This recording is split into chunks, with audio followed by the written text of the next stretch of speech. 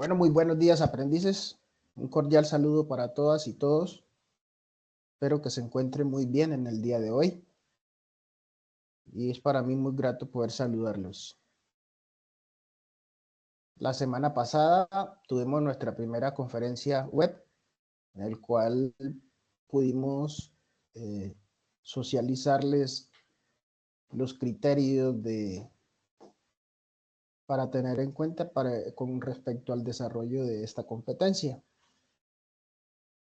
donde hablamos sobre algunos criterios de aceptación en temas académicos, temas técnicos y disciplinarios, ¿cierto? Les di a conocer les di a conocer el nombre de la competencia, cada uno del nombre de los RAP,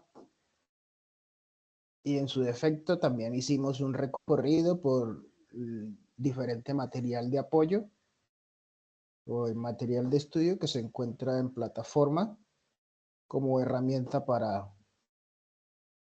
o insumos para el desarrollo de cada una de las actividades, ¿cierto? Por aquí tengo conectada a Diana. Un cordial saludo, Diana. Buenos días. Buenos días, profe. Muy bien. Entonces, habíamos quedado que a partir del día de hoy, pues, sería dándole un poco de sustentación al material de estudio y en su defecto, pues, si en el transcurso de este tiempo surge alguna duda, alguna inquietud, pues, usted que está presente en este momento, pues, puede levantar su mano y participar con todo gusto. ¿De acuerdo? Sí, profe, gracias. Bueno, muy bien. Entonces, en el día de hoy, como les había adelantado la semana pasada, vamos a mirar esa parte de los antecedentes con respecto al componente ambiental, posteriormente también con respecto al componente de seguridad y salud en el trabajo, que son las dos temáticas que abordan esta competencia.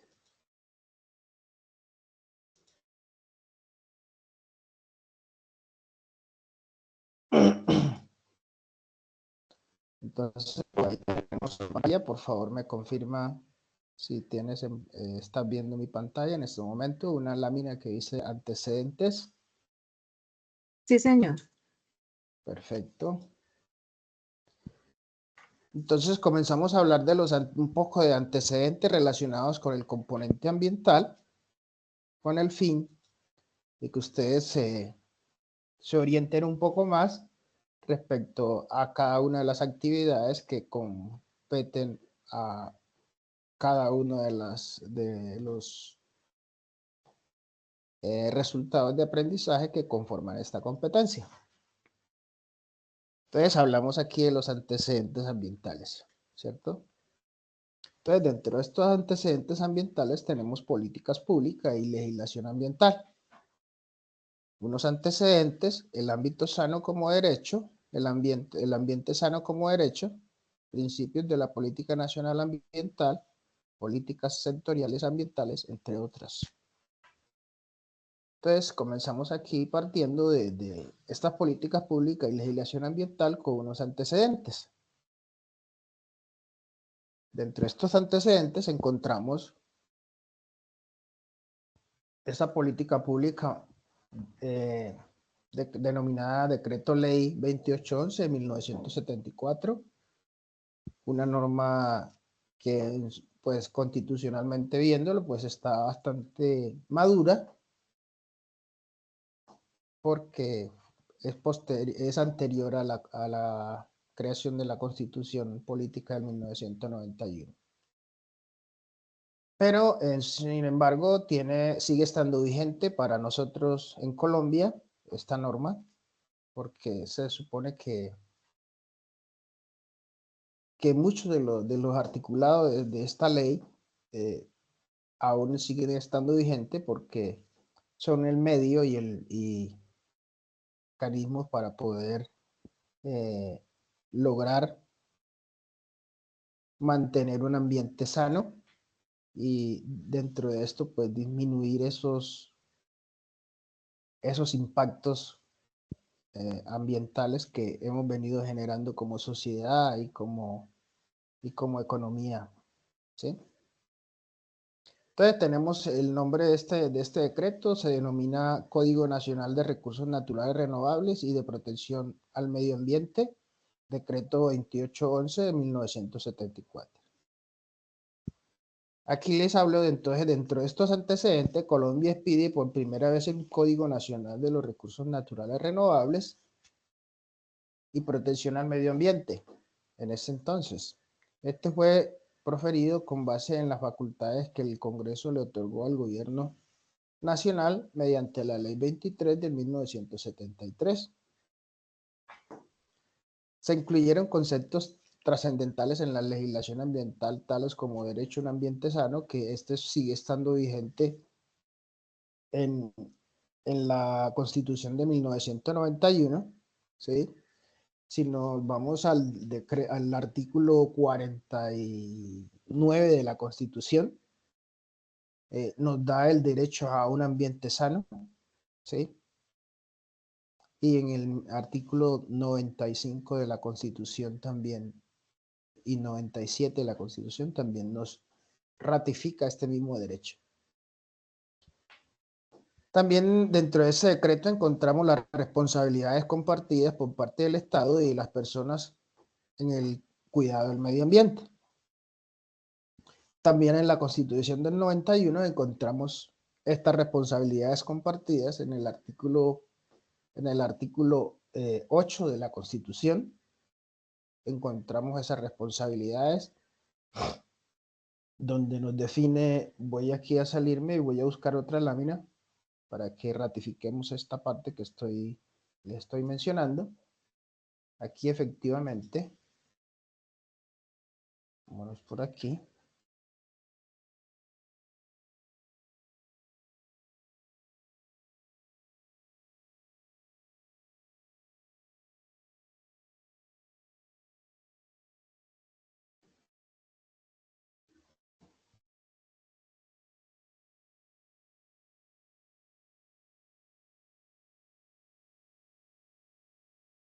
Si alcanzan a ver mi pantalla, por favor, ¿me confirmas? Sí, profe, se alcanza a ver muy bien. Muy bien, muchas gracias. Entonces, efectivamente, allí tenemos dentro de esta normativa a la Constitución de 1991, como se los mencionaba anteriormente, donde dice, elevó a norma constitucional la consideración y manejo, conservación de los recursos naturales y el medio ambiente a través de los siguientes principios fundamentales. Vamos a darle aquí acceso. Muy bien. Entonces, dentro de eso tenemos el artículo 79 de la Constitución, que nos dice lo siguiente: todas las personas tienen derecho a gozar de un ambiente sano. La ley garantizará la participación a la comunidad en las decisiones y que puedan afectarla, ¿sí? Es deber del Estado proteger la diversidad e integridad del medio ambiente, conservar las áreas de especial importancia ecológica y fomentar la educación para el logro de estos fines. Dentro del fomento de la educación para el logro de estos fines, el Estado cumple a través de su formación. Recuerden que estamos haciendo parte de una institución del Estado, Servicio Nacional de Aprendizaje SENA. Entonces, a través de esta competencia, pues el Estado cumple este componente que es fomentar la educación para el logro de estos fines.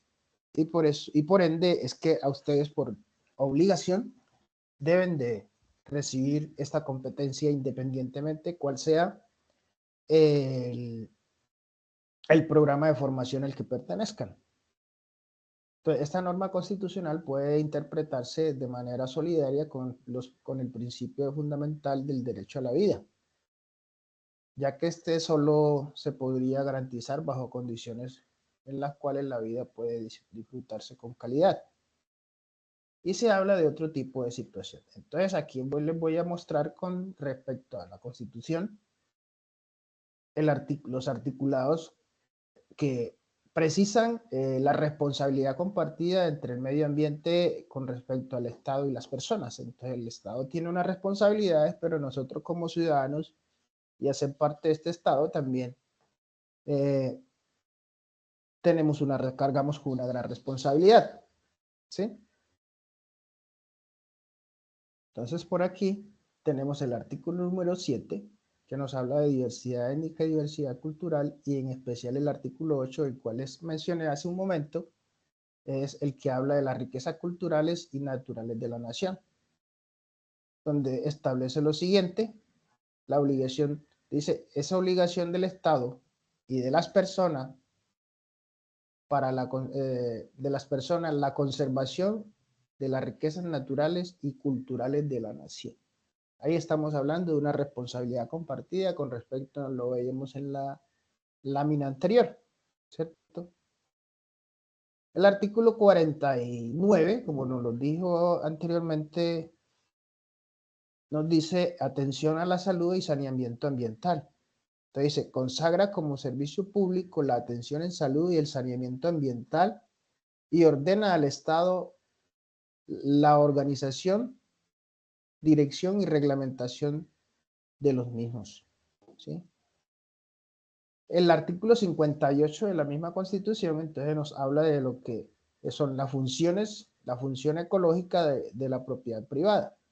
Entonces establece que la propiedad es una función social que implica obligaciones y que como tal le es inherente a la función ecológica, ¿sí? Entonces recuerden que la función ecológica cumple un papel trascendental en el desarrollo de la vida y el equilibrio ecológico de nuestro planeta. También hablamos de unos beneficios de uso público, que nos dice el artículo 63, determina que los bienes de uso público, los parques naturales, las tierras comunales de grupos étnicos y los demás bienes que determine la ley son inalienables, imprescriptibles e inembargables. Es decir, que son intocables en términos generales. El artículo 79 nos habla de ese derecho del cual les hablé un momento sobre el ambiente sano. Entonces dice, consagra el derecho a todas las personas residentes en el país de gozar de un ambiente sano, ¿sí? Este artículo no está como derecho, pero recuerden que el 8, perdón, nos lo da también como un derecho compartido y unas obligaciones de cuidar de la riqueza natural y cultural del país. El artículo 80 de la Constitución también nos dice planificación del manejo y aprovechamiento de los recursos naturales. Entonces, por aquí vemos, establece como deber del Estado la planificación del manejo y aprovechamiento de los recursos naturales para garantizar su desarrollo sostenible, su conservación, restauración y sustitución.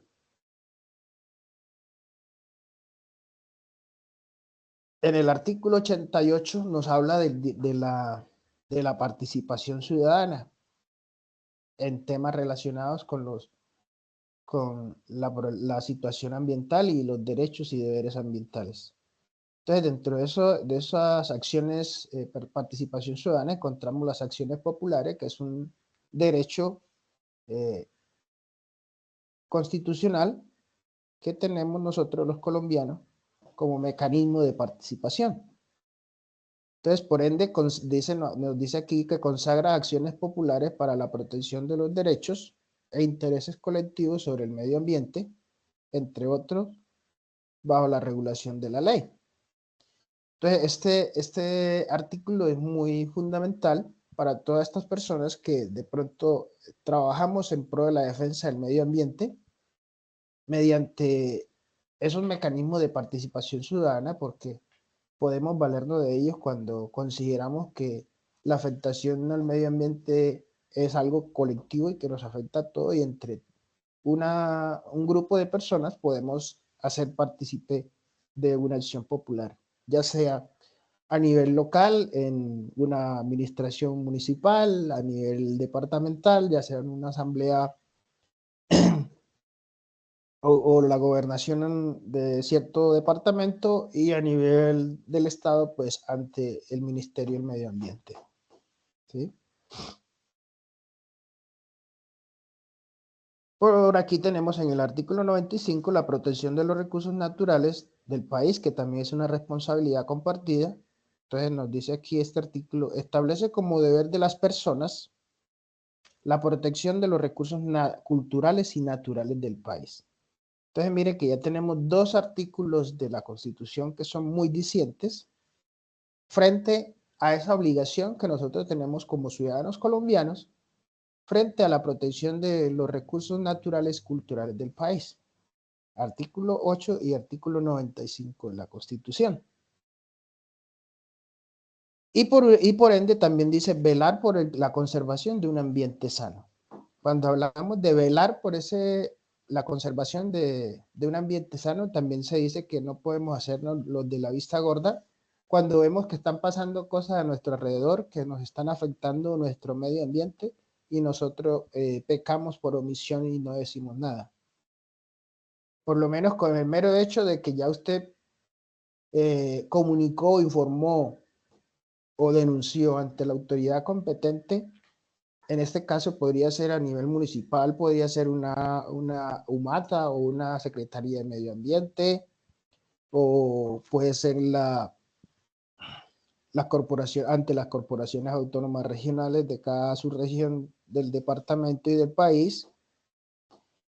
Podemos hacer este tipo de denuncias en caso de que uno ve que están pasando cosas que están afectando a nuestro medio ambiente. Ya de ahí en adelante, pues después usted cumplió con su deber, que fue informarle a las autoridades, pues ya las autoridades se encargarán de esto, ¿sí?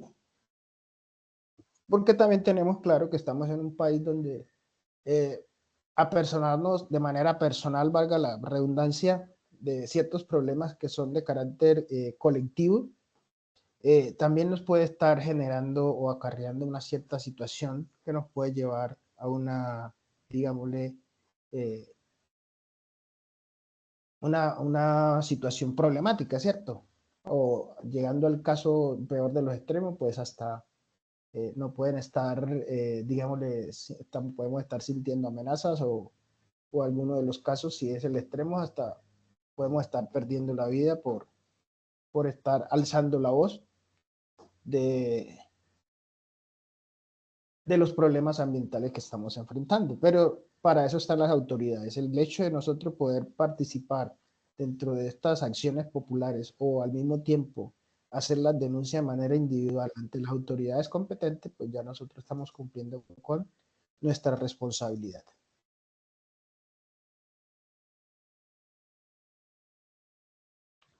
Y por último tenemos en el artículo 330 de nuestra Constitución la administración de los territorios indígenas, que eso sería pues algo adicional, pero lo que le quería mostrar era con respecto al articulado de la Constitución, donde están establecidos los derechos y los deberes que nosotros como ciudadanos colombianos tenemos y también aún la responsabilidad que tiene el Estado colombiano. Entonces, por eso aquí le he mostrado dentro de la lámina que tenemos en pantalla el derecho a un ambiente sano y que ya allí en su artículo 75 pues lo pudimos ratificar que era lo ideal en este momento. No sé si al momento hay alguna pregunta, alguna inquietud al respecto.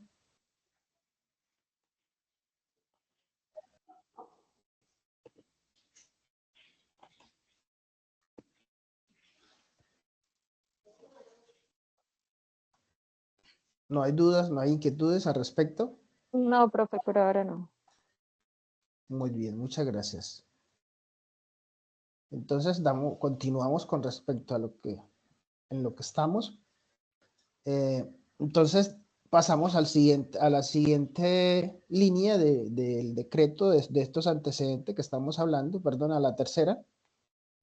Ya hablamos de lo que es el derecho al ambiente sano, las responsabilidades compartidas, como lo vemos en el artículo 79 y el artículo 95 y 8 de la Constitución.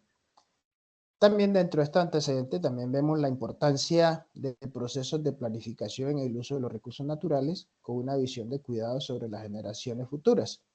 Entonces, por eso es que aquí desde este punto se habla del concepto de desarrollo sostenible, ¿sí? Entonces, la importancia de los procesos de planificación en el uso de los recursos naturales como una visión de cuidado sobre las generaciones futuras.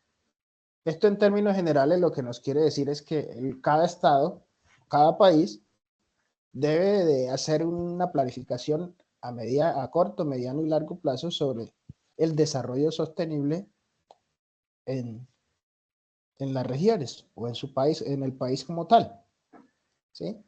Entonces, dentro de este tipo de situaciones, hay que tener en cuenta que así, dentro de los derechos, así como nosotros hemos tenido derecho a conocer eh, una gran variedad de, de recursos naturales con los que contamos en nuestro país, las futuras generaciones también tienen el mismo derecho de poder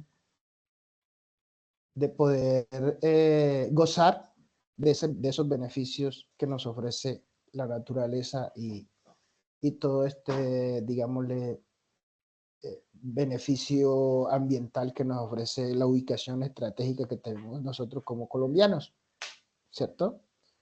La ubicación que tenemos en nuestro continente es una ubicación estratégica, es una ubicación de, somos por decirlo así, privilegiados de pertenecer al país del que hacemos parte, ¿cierto? Sigo con los antecedentes, entonces se habla aquí de un marco internacional ambiental, Declaración de Estocolmo, la Conferencia de Naciones Unidas sobre el Medio Ambiente del 16 de junio de 1972, que el objetivo de ese entonces, de esa declaración, era convertir el medio ambiente en un tema de relevancia a nivel internacional, del cual generó unos aspectos muy significativos. Entre estos se habla entonces de la Conferencia de las Naciones Unidas sobre el Medio Ambiente, que tomó su lugar en junio de 1972, donde se comenzaron a hablar de este tema ambiental ya a nivel internacional, ¿sí? Entonces por aquí dice que fue el evento que convirtió al medio ambiente en un tema de relevancia a nivel internacional. La conferencia reunió tanto a países desarrollados como países en desarrollo. La conferencia de Estocolmo emitió una declaración de 26 principios en el plan de acción de recomendaciones. La declaración de Estocolmo sobre el medio humano y sus principios formaron el primer cuerpo de una legislación blanda para cuestiones internacionales relativas al medio ambiente. Entonces, esos fueron como que los principios o los pininos de estas convenciones internacionales sobre frente a las situaciones ambientales, ¿sí? También hablamos del Protocolo de Montreal, del Convenio de Viena para la protección de la capa de ozono relativa a las sustancias que agotan la capa de ozono, que también es otro gran problema que tenemos en el planeta, ¿cierto? Que el objetivo de este protocolo fue la protección de la capa de ozono mediante la toma de medidas para controlar la producción total mundial y el consumo de sustancias que la agotan, con el objetivo final de eliminarlas sobre la base del progreso de los conocimientos científicos e información tecnológica. Entonces, dentro de este protocolo, pues tenían como objetivo trabajarle la protección de la capa de ozono, caso que a la fecha ya hoy estamos hablando de casi 55 años y todavía siguen habiendo en el mercado sustancias que afectan la capa de ozono, como lo pueden ser algunas sustancias químicas. De pronto alguno de ustedes me puede hacer alguna o recordar cuáles son de las sustancias químicas que pueden estar afectando a la capa de ozono y que todavía sigue estando en el mercado. Un ejemplo, ¿cuál podría ser? Pues básicamente, profe, se llaman los fluorocarbonados, o sea, compuestos químicos que tienen carbono y que tienen flúor. Y lo que se habló en su momento son esas sustancias que se usaban para hacer como refrigerantes. Si no estoy mal, los refrigerantes que se usan en los equipos, en las neveras, en los congeladores, no sé si también los aires acondicionados. Y yo entiendo que luego las legislaciones de cada país, inclusive Colombia, también fue exigiendo que esas sustancias fueran reemplazadas. Hasta allí me quedé con la información, profe. Perfecto, muchas gracias. Claro que sí. Entonces miren que estamos hablando desde el 80, este convenio o este protocolo se fue de 1987, es decir, que vamos ahorita mismo, vamos a tener que casi 40 años y todavía desde que se comenzó a trabajar eso y todavía siguen habiendo productos con sustancias químicas que afectan a la capa de ozono y entre estos los que por ahí nos decía nuestro compañero en su participación. Los famosos fluorocarbonados, ¿cierto? Entre esto, toda esta parte de la refrigeración, llámese cualquiera que sea, están asociados dentro de estos líquidos refrigerantes la presencia de esta sustancia química. Es triste porque hemos avanzado tanto en tecnología de la información y la comunicación, pero no hemos avanzado en tecnología limpia de la operación industrial, ¿cierto?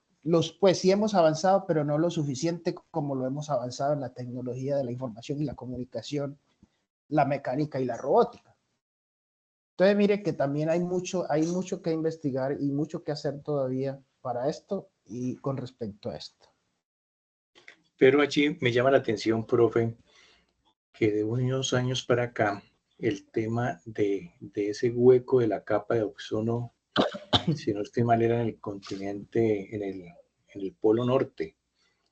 Y digamos que las noticias dejaron de hablar de ello. Y creo que también los gobiernos o las mismas organizaciones de la ONU.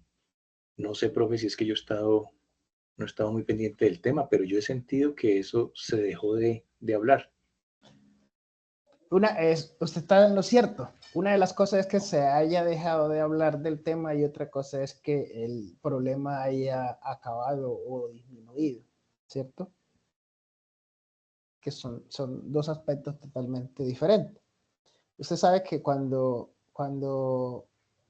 y como esto afecta no solamente a un país, sino al planeta entero y a todos los gobiernos de cada país, entonces a veces, y tratan y el poder económico es más alto, digamos, el poder empresarial supera el poder gubernamental y quienes más, digámosle, eh, salen afectados en el tema del control de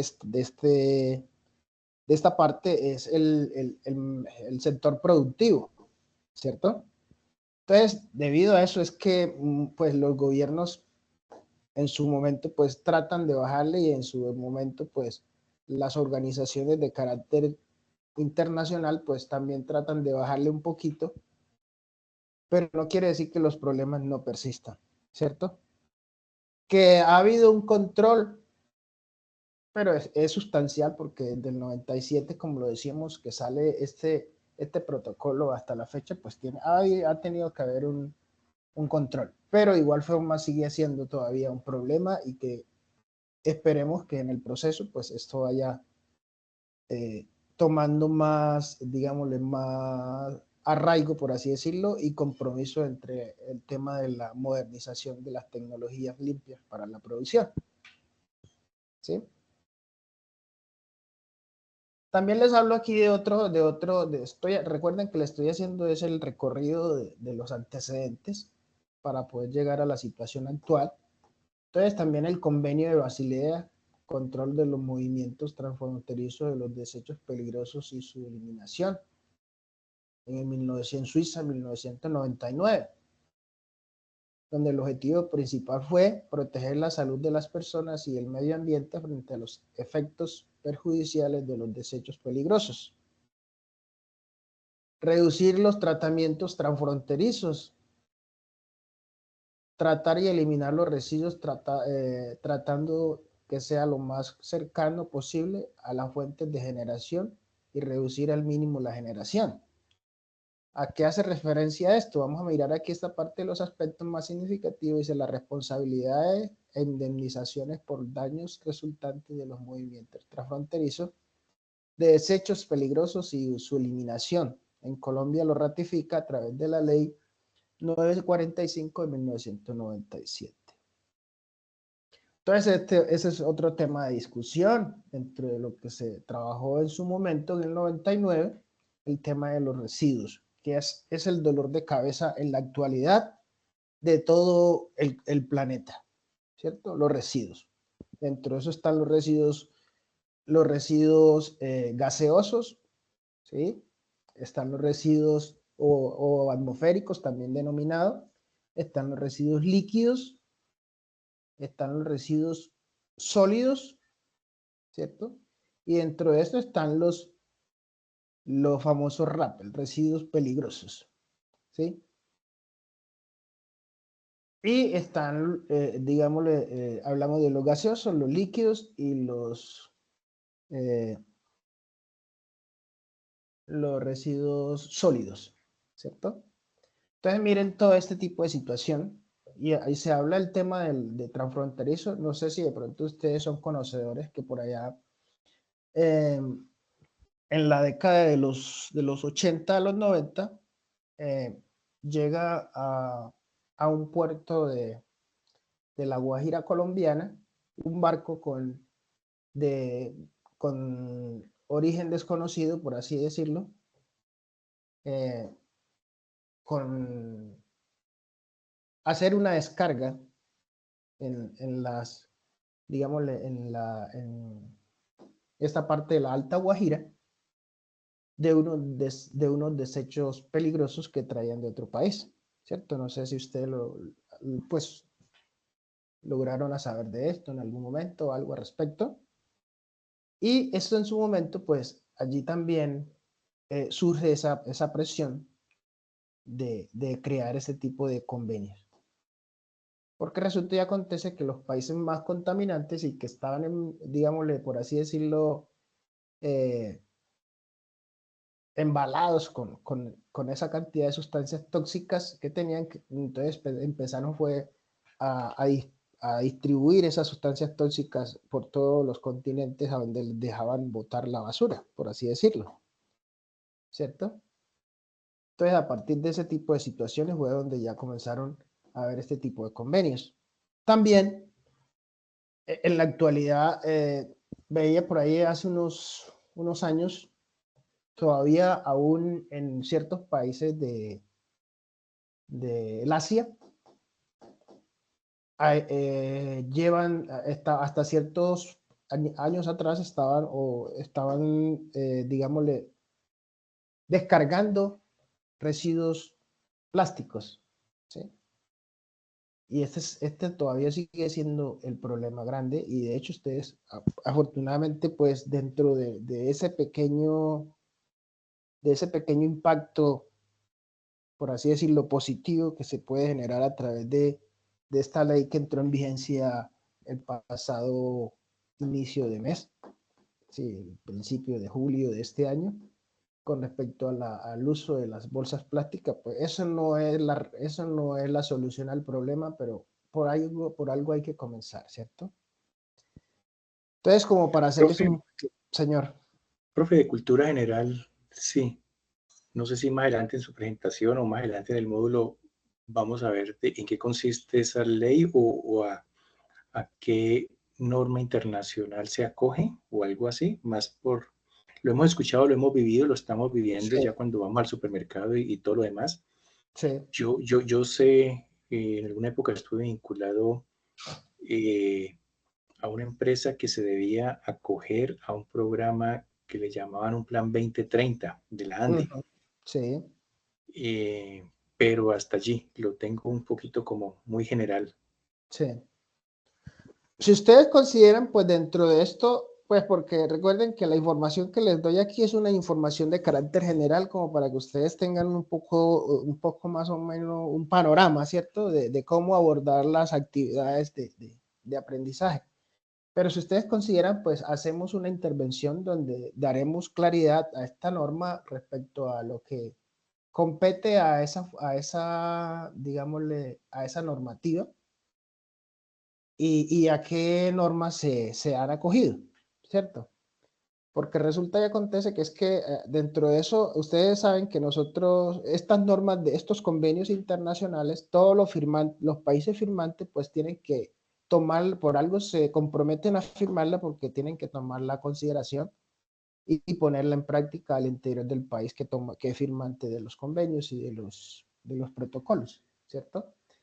Entonces, decirle que la vamos a ver en detalle de la forma como está planeada la competencia, no habría lugar. Pero si ustedes consideran que vale la pena, y pues a mi modo de ver también lo veo interesante porque apenas estamos entrando, ¿sí?, en vigencia de la ejecución de la norma, pues vale la pena porque todavía allí hay mucho, digámosle, hay mucho desconocimiento de la norma, ¿cierto? Y como les dije en su momento, esto no es la solución al problema, ¿cierto? Porque dentro de tantas cosas contaminantes con plástico que tenemos, apenas estamos, por así decirlo, en la letra minúscula del problema, ¿cierto? Pero hay que comenzar por algo y pues yo lo veo con buenos ojos desde mi punto de vista, ¿sí?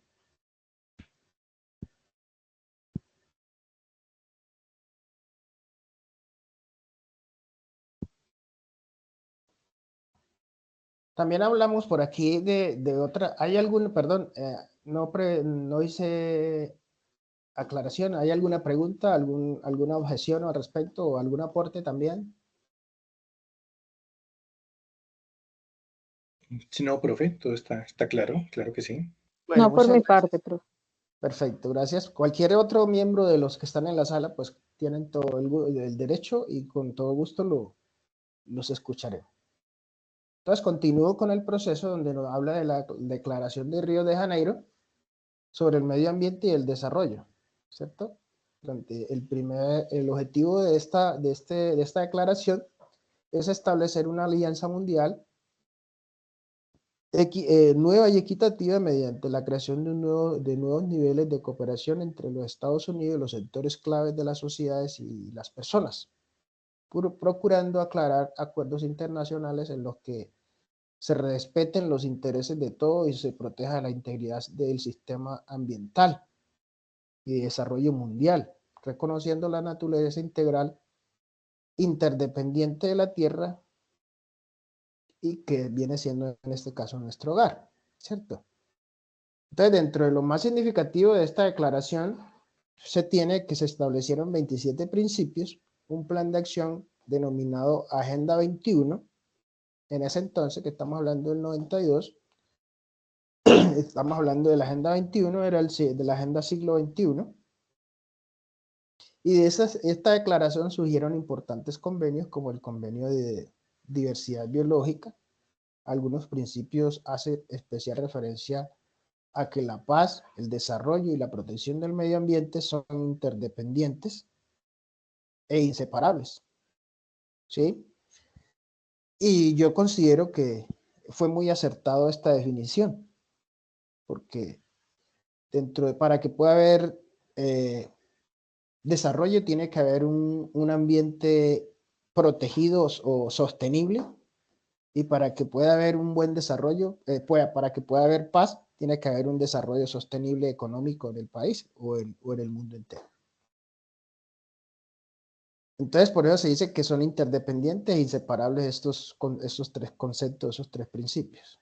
También habla de las mujeres desempeñan un papel fundamental en la ordenación del medio ambiente y el desarrollo.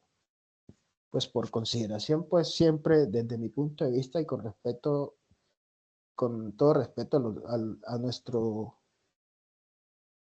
género, las mujeres, yo considero que las mujeres son el ser más organizado con respecto a esta parte en su integralidad.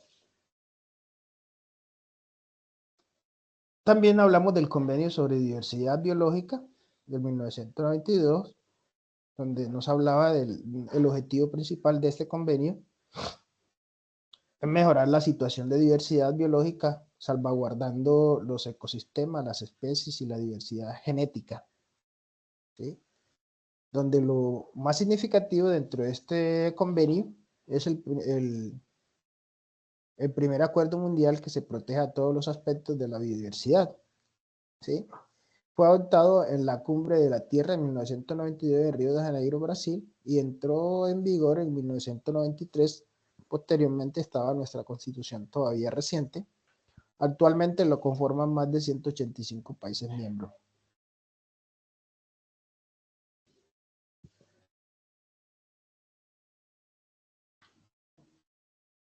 Siguiendo con el orden, de acuerdo al marco internacional ambiental, entonces tenemos Acuerdos de París, Conferencia de las Naciones Unidas sobre Cambio Climático en el 2015, donde el objetivo del Acuerdo de París fue reforzar la respuesta mundial a las amenazas de cambio climático, manteniendo el aumento de la temperatura mundial en este siglo muy por debajo de los 2 grados centígrados, por encima del nivel de la niveles preindustriales, y proseguir los esfuerzos para eliminar aún más el aumento de la temperatura a 1.5 grados centígrados. Recuerden que estamos hablando de 2015 y a enero, febrero y marzo de 2024,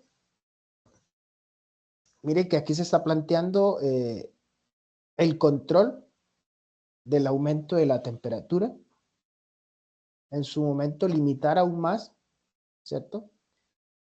Y recuerden que a enero, febrero y marzo de 2021, la temperatura del planeta llegó a 1.4 grados centígrados, ¿sí? De aumento. Y donde este acuerdo de París de 2015 se hablaba que para 2040 era que la Tierra podía estar llegando aumentando unos 2 grados de temperatura promedio. Y así como vamos, apenas estamos a 2024, estas metas se han quedado cortas, ¿sí? Porque el aumento se está dando de manera desmesurada y ya lo que teníamos establecido de 1.5 grados centígrados, ya digamos hemos llegado casi que al tope, ¿sí? Porque la temperatura de la Tierra aumentó a 1.4 a enero, febrero y marzo de 2024. Esos son datos muy, digámosle, precisos, pero bueno, hay que seguir siendo optimista de lo que sigue pasando. Hasta el momento, ¿alguna pregunta, algún aporte, alguna inquietud?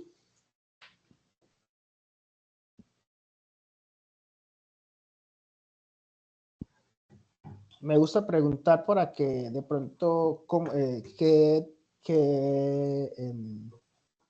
recomendaciones, qué aporte o qué inquietudes tienen? Porque esto más que una cátedra, es una conferencia donde aquí podemos aportar y el aporte de cada quien suma para el conocimiento de todos.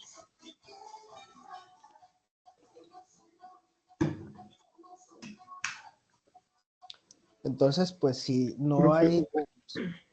Señor. Hubo algo que aparece todavía, digamos que en los anales de la historia, fue un acuerdo de Tokio. Yo creo que hace más de 20 años, porque países que era el tema de la reducción de emisiones de CO2, y países como Estados Unidos y China, que según entiendo son los que más contribuyen a las emisiones de CO2, no lo firmaron. El famoso protocolo de Kioto, sí, señor. Protocolo Tokio, yo creo que año 97. Sí, señor, claro que sí. Después de ello, pues ya han pasado 25 años, un poco más, qué ha pasado a nivel internacional con estos grandes países y con eso de las COP. Ellos asisten y ellos están dentro de ese marco de aceptar la reducción de CO2, se han acogido, han firmado. Ya, ya, Esos dos grandes países, que son los grandes sí. contaminantes, hasta donde yo De entiendo. hecho, Y ya, la Unión Europea también es un gran contaminante, pero entiendo que desde en Tokio ellos sí firmaron, los europeos, pero Estados Unidos y China no. totalmente de acuerdo. Sí, del cual está la norma, el convenio, perdón, el protocolo del cual usted habla, se habla del protocolo de Kioto de 1997, no estoy, 2007, algo así, no recuerdo la fecha. Sí, efectivamente era sobre gases de efecto invernadero y emisión de estos, y no, dentro de estos países no quisieron firmarlo. Sin embargo, dentro del desarrollo de las COP, como lo decía usted ahorita mismo, y que como noticia creo que ya lo sabemos, que este año se va a desarrollar aquí en Colombia, en la ciudad de Cali, y ya ellos han entrado en razón. Pues aunque no son firmantes del protocolo de Kioto, sí han sido partícipes de estas COP digámosle así, un compromiso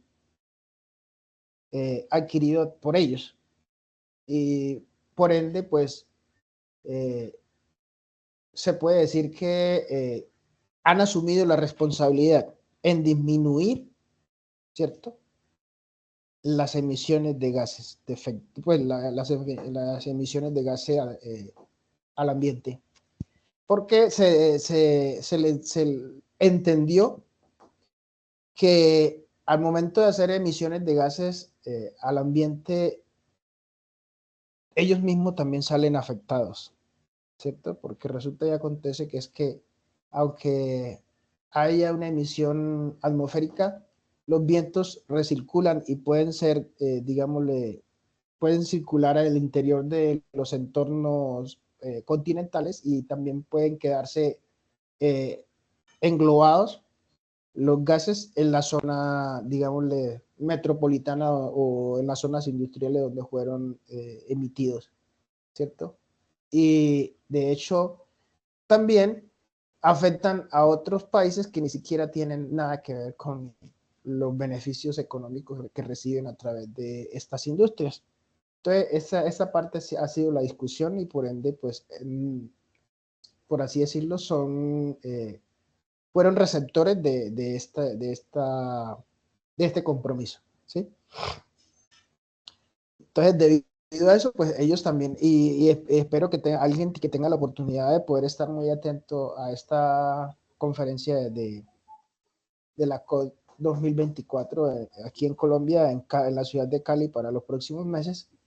Es bueno que lo tengamos en cuenta, porque también allí va, pues acá se va a hablar netamente de la parte costera y las aguas continentales y de los bosques. Vamos a ver cómo nos va en este. Entonces, aquí les hablo el tema de lo que era asociado al ambiente sano como derecho, como ya lo habíamos visto en el articulado de la Constitución que les mostré, y aquí nuevamente lo encontramos.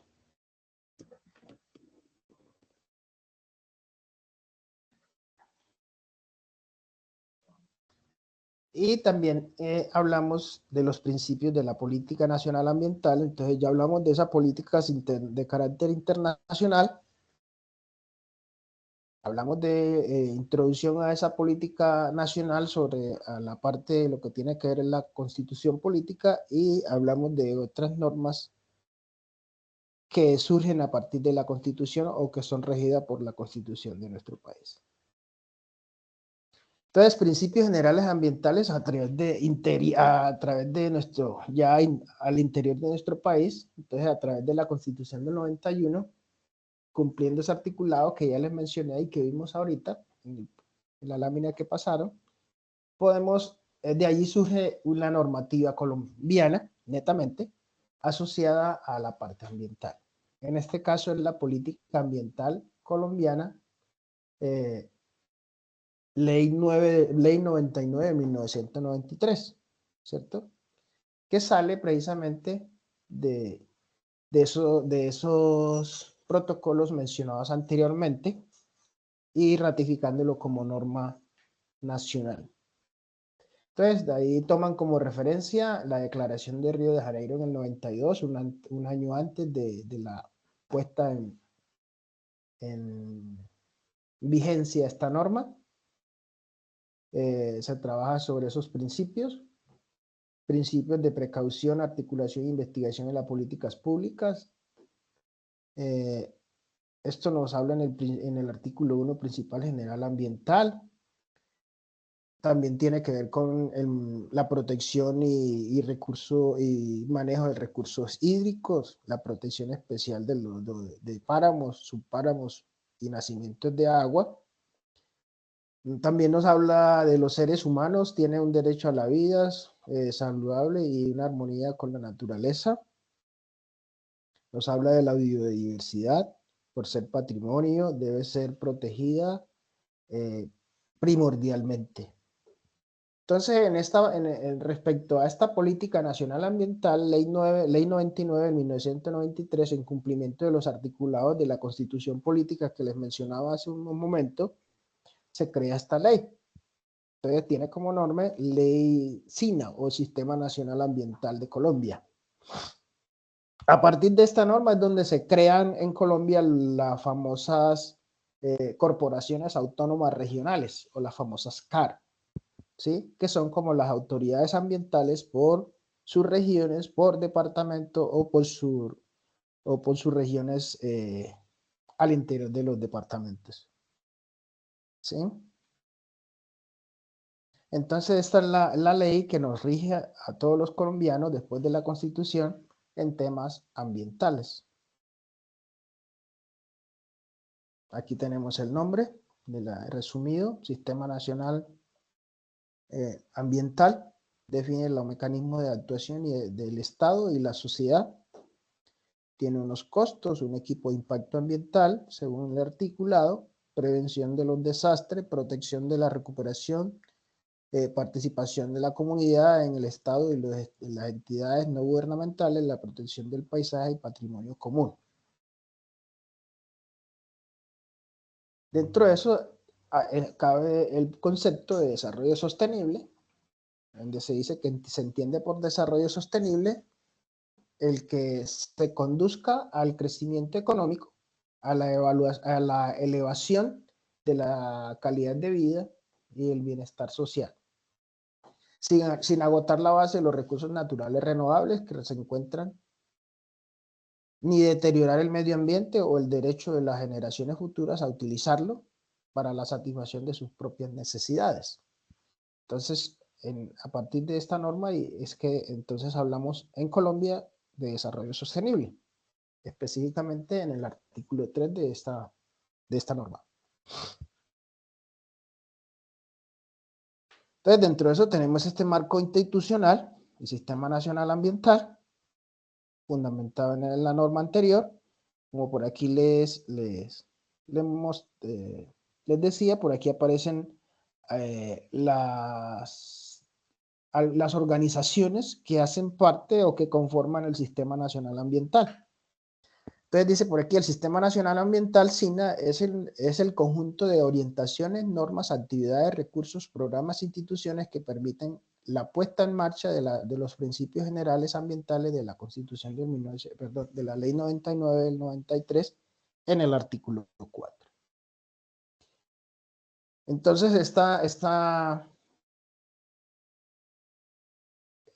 ley es ejecutada por el Ministerio, en ese entonces Ministerio de Ambiente y Desarrollo Sostenible, actualmente es el Ministerio de Ambiente y de la Vivienda, Ministerio de Vivienda y Desarrollo Sostenible. Entonces aquí tenemos un grupo de instituciones y autoridades que conforman este marco del SINA. Entonces por aquí tenemos, les voy a hablar del centro hacia afuera. Entonces, sector productivo y social civil, tenemos una gran responsabilidad. Por aquí comenzando desde parques nacionales naturales. Entonces, por eso es que a partir de allí se dividió, ya Colombia geográficamente tiene distribuida alrededor de, no recuerdo el número de parques nacionales ya establecidos por normas. Tiene institutos de investigación, ¿cierto?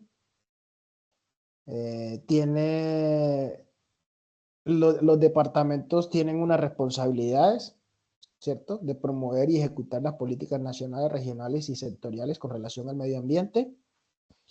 Dentro de sus 125 municipios también tienen esa responsabilidad de promover y ejecutar las políticas nacionales, regionales y sectoriales con relación al medio ambiente, y tienen como soporte a las corporaciones autónomas regionales, ¿cierto? Como, digámosle, como autoridad ambiental en los territorios. Entonces, dentro de esto tienen como función ejecutar la política, las autoridades ambientales y coordinación regional, ¿cierto?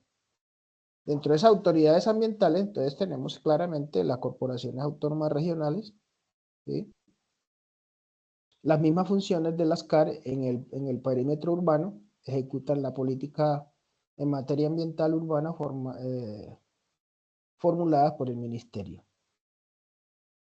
Entonces, ese es más o menos el esquema. Aquí adelantico vamos a ver un poco más.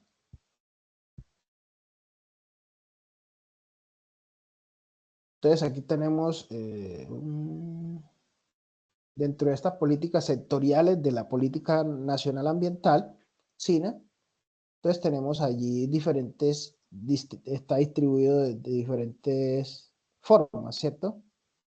Entonces, políticas por desarrollo del ecoturismo, la política nacional de diversidad, ¿sí? Son políticas que se ligan desde esa misma ley SINA.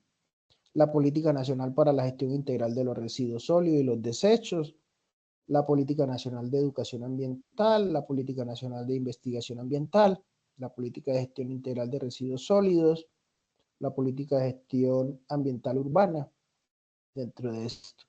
Cada una de las políticas tienen asignado en su momento un presupuesto, que en este caso serían los famosos COMPE, es decir, un presupuesto que le asignan a cada una de estas políticas para el desarrollo y ejecución de las mismas.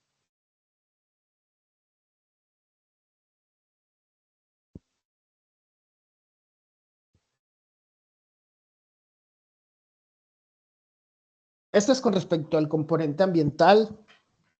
Es de una manera muy general lo que les he compartido. No sé si tengan alguna pregunta hasta el momento, alguna inquietud.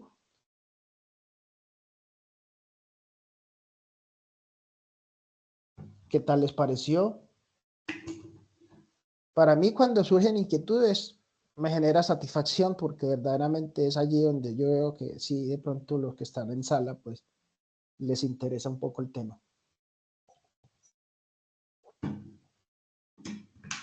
Cuando no hay de pronto objeciones o aportes o algo, pues uno queda un poco más preocupado, pero bueno, de igual forma, ese es el deber ser, ¿cierto? De otorgar lo que la audiencia decida.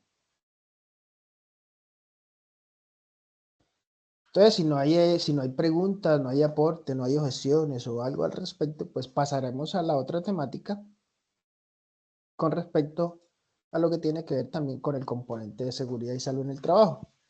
Quiero dejar en claro que en cada una de las sesiones y cada una de las actividades tienen los dos componentes incluidos y por ende hay que hablar de ambos en cada una de las actividades y en cada una de las conferencias.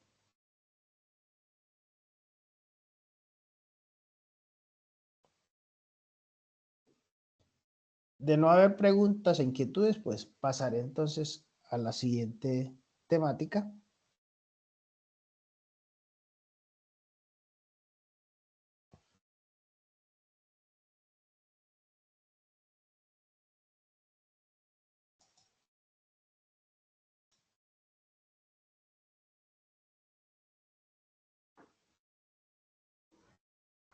Están viendo en mi pantalla, ¿cierto? Donde dice numeral 1, legislación de seguridad y salud en el trabajo. ¿Estamos allí? Por favor, ¿me confirman? Sí, señor. Muchas gracias.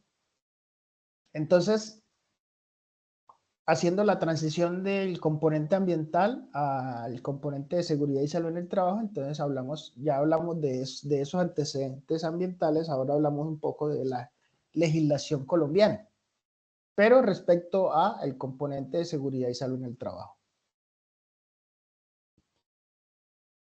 Hablando de manera introductoria, también haciendo esos antecedentes, pues el concepto de seguridad y salud en el trabajo es un concepto que no es tan nuevo, es un concepto bastante antiguo por naturaleza desde la apariencia, de la aparición del hombre, ¿cierto?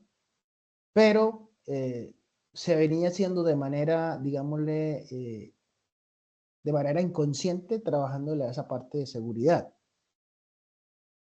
haciéndole como esta parte introductoria. Recuerden que el hombre desde sus inicios, pues hablando de esa parte de la supervivencia o de la sobrevivencia del hombre, pues comenzó en su inicio, pues refugiándose en las cavernas, ¿cierto?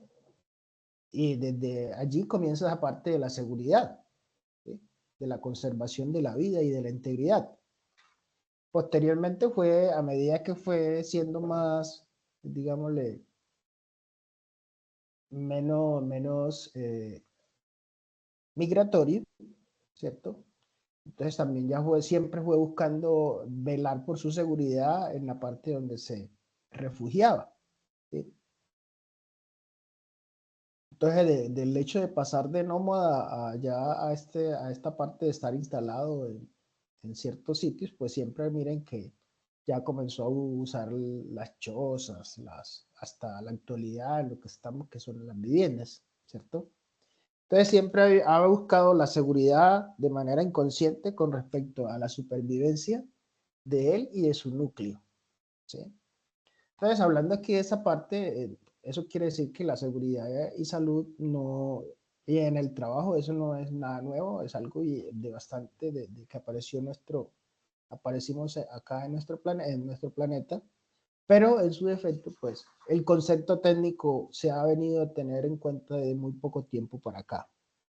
Sin embargo, en Colombia, desde por allá de finales, desde 1910, se ha venido tratando la temática por allá de la década del 70, del 70 para acá, se ha venido trabajando con mayor intensidad. En el 91, también ya con la Constitución, pues también se le da más rigurosidad al asunto. Sin embargo, se vienen dando unas serie digámosle, de cifras catastróficas con respecto a la accidentalidad laboral en Colombia, pese a toda la legislación que tenemos y toda la trayectoria que llevamos al respecto. Solo hasta 2015 que se da como por obligación de entrar en ejecución la ley 1072 de 1900, perdón, 1052 de 2015, perdón, 1072 de 2015 con respecto al tema de todo lo que tiene que ver con la parte de sector trabajo incluida en este decreto. Y allí está el componente de seguridad y salud en el trabajo como prioridad. Entonces comienzo aquí hablándoles de lo que nos dice la legislación en seguridad y salud en el trabajo.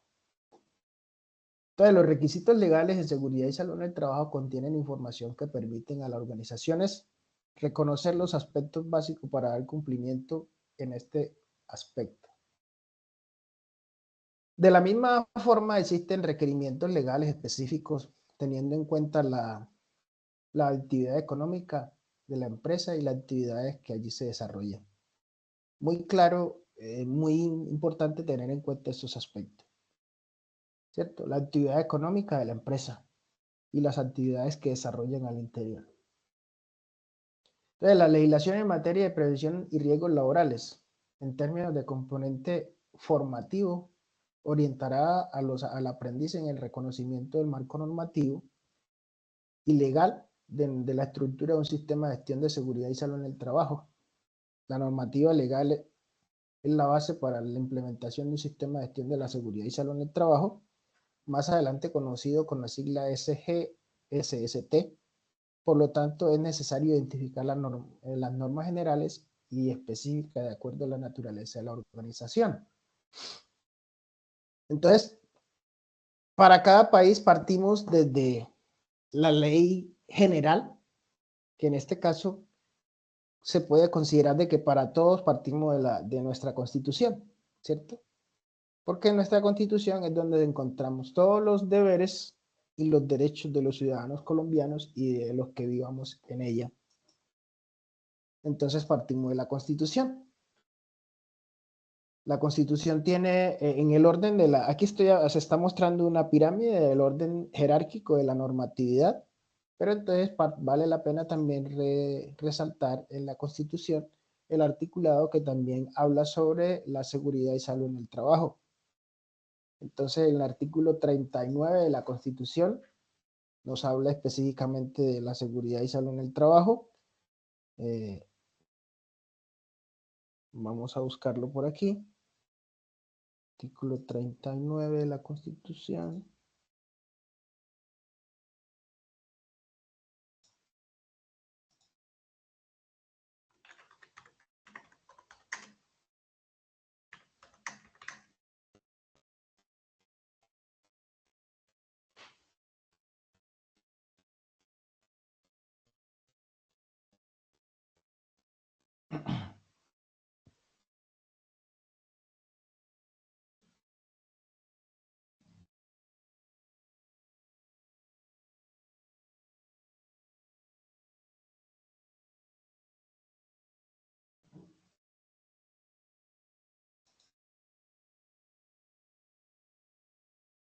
Aquí lo tenemos. ¿Sí están viendo mi pantalla, cierto?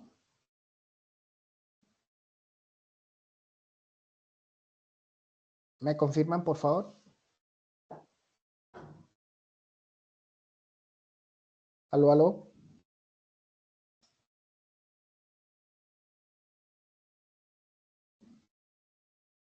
Por favor, me confirman la pantalla que tengo en este momento con respecto a la normativa del artículo 39 de la Constitución.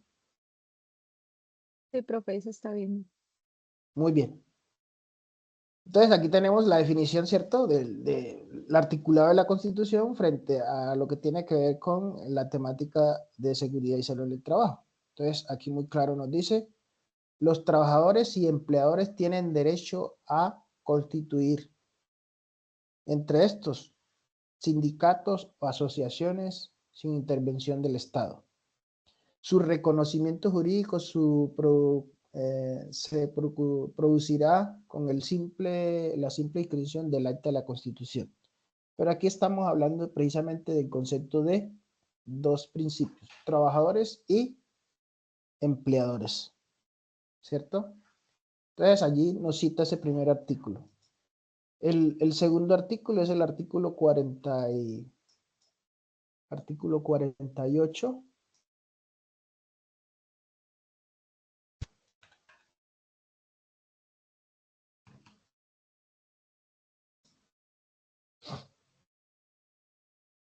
Y habla ya en la parte de la seguridad social. Entonces, la seguridad social es un servicio público de carácter obligatorio que se prestará bajo la dirección, coordinación y control del Estado en su ejecución a los principios de eficiencia, universalidad y solidaridad. ¿Qué quiere decir? Que se haga bien, que se le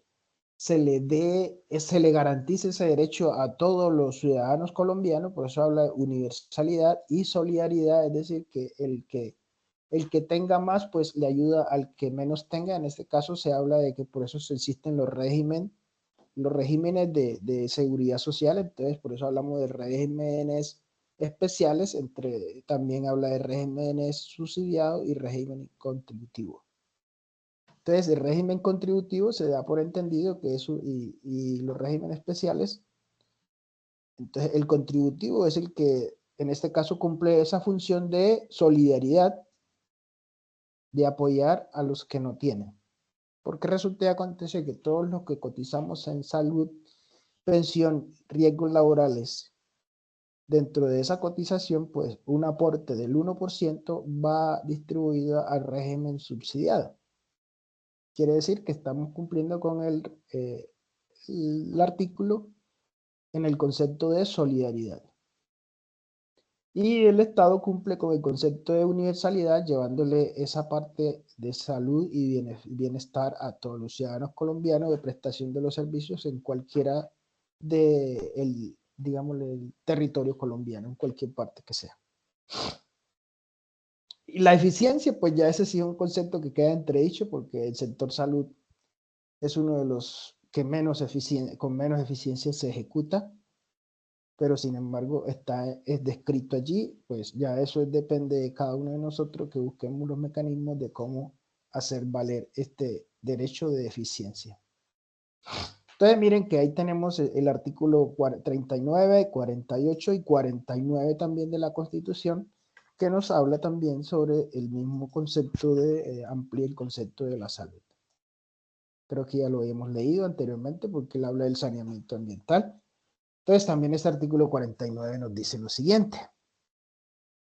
La atención de la salud y el saneamiento ambiental son servicios públicos a cargo del Estado, ¿sí? Entonces, se garantiza a todas las personas el acceso a los servicios de promoción, protección y recuperación de la salud. Ahí está dicho. Y nuevamente repite el concepto de eficiencia, universalidad y solidaridad.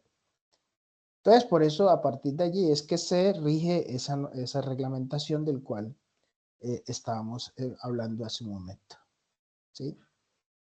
Entonces, a partir de allí, se crea, de la Constitución, se crea en el 1993, sale un decreto que es el Decreto Ley 1295 de 1993, y aquí tenemos esta pirámide, es el orden de las normas. Entonces, tenemos como norma superior la Constitución Nacional, ahí le siguen lo que son las leyes, a las leyes le siguen lo que son decretos y a los decretos le siguen las resoluciones.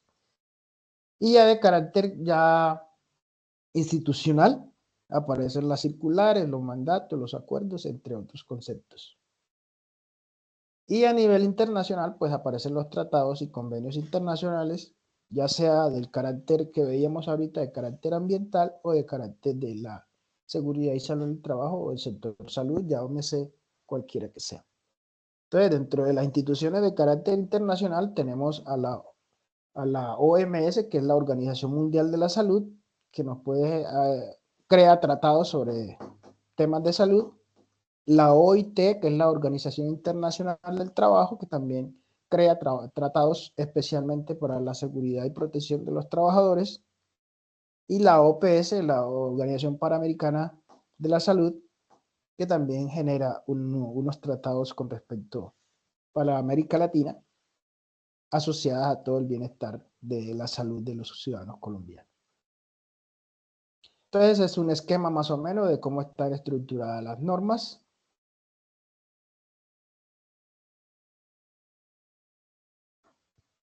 Entonces ya aquí hay un pequeño antecedente normativo. Entonces dentro de la Constitución del 1986, que era la anterior a la que actualmente tenemos, habría un artículo que se definía como donde establece el derecho y la protección del trabajo. Estamos hablando de la Constitución del 1986. ¿Sí? Posteriormente, recuerden que ya estamos en la Constitución del 1991, 100 y algo años después se creó esta nueva Constitución. Pero mire que desde el 1986, pues teníamos... Aquí hay un error, este era 1886. Continuó en 1950 el Código Sustantivo del Trabajo. También nos da las obligaciones del patrono sobre accidentes de trabajo y enfermedades profesionales. En el 1979 aparece la Ley 9 del 1979 que se llama el Código Sanitario Nacional. Reitero nuevamente que esta constitución es la constitución de 1886. Aquí está errada. Aparece la resolución 2400, Estatuto de Higiene y Seguridad y Salud en el Trabajo, que también esta resolución es del 1979. En el 1984 se crea la ley, el decreto 614, que determina la base para la organización y administración de la salud ocupacional en nuestro país. En el 1986 aparece también la resolución 2013, que todavía sigue estando vigente, donde crea el Comité Paritario de Seguridad y Salud en el Trabajo, que hoy conocemos con el nombre de COPAS. Entonces se llamaba COPASO. En este momento se conoce con el nombre de COPAS. Ya después de la Constitución del 91, pues en la ley en 1993 aparece la ley 100, ¿cierto? Que establece los 4 sistemas que modifica la seguridad social, la parte de pensiones, salud, riesgos profesionales y servicios complementarios. Entonces, en este momento nosotros estamos cubiertos dentro de esas normas por la ley 100, y en el 1994 aparece el decreto ley 1295, como les dije hace un momento, que determina la organización y administración del Sistema General de Riesgos Profesionales.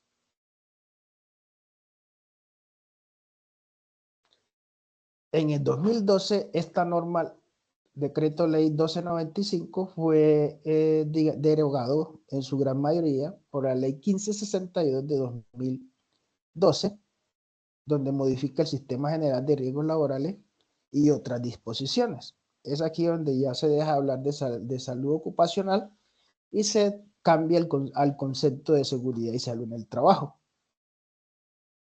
En el 2014 se crea el decreto 1477, donde habla principalmente de las tablas de enfermedades profesionales, y que cada 3 años se vienen actualizando esas tablas de enfermedades profesionales para las personas que enferman en el trabajo por condiciones laborales, lo que se denomina enfermedad de origen laboral. En el 2014 sí, se crea el decreto 1443, donde se dictan disposiciones para la implementación del sistema de gestión de la seguridad y salud en el trabajo. Y en el 2015, este decreto 1443 fue integrado a todo el paquete de normas que conforman hoy día el decreto 1072, denominado Decreto Único Reglamentario del Sector Trabajo. Entonces, este decreto 1443 sigue estando vigente, pero al interior del paquete de normas que rigen a este decreto. ¿Sí? ¿Vamos bien allí? ¿Alguna pregunta, alguna inquietud al respecto?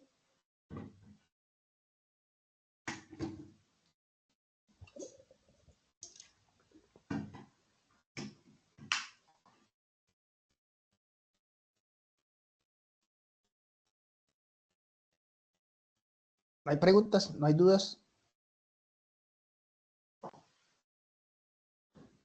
No por mi parte. Correcto.